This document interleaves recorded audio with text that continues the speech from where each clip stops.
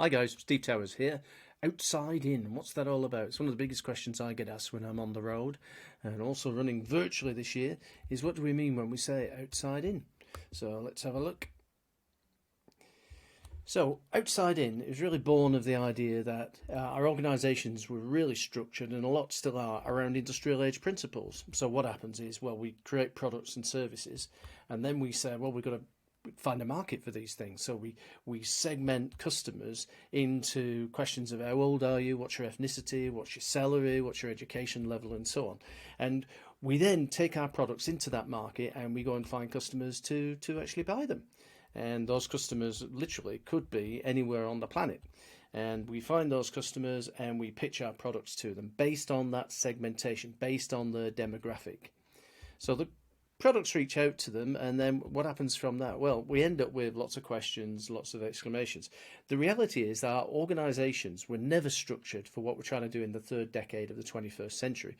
They were structured like factories to do things efficiently and effectively. So what happens is we end up pitching at the whole world and we end up in this big, bad, complex mess.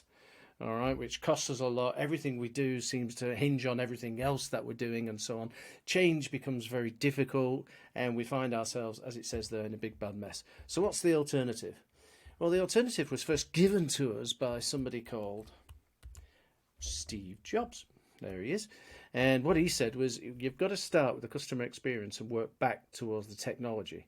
And that's the, if you like, the living, eating, breathing definition of outside in. Well, what does he mean by that? What he was trying to get across was this idea that so often with industrial age thinking, we start with the product and service. But what if we started with the customers and their experiences?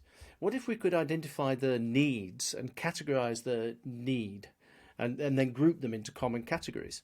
Well, what we might find then is that all those customers that we think we would like to get through segmentation, well, pareto kicking in 80-20. 80% of them will be costing us an inordinate amount of money, but the real gemstones are probably in the 20%. So who are they?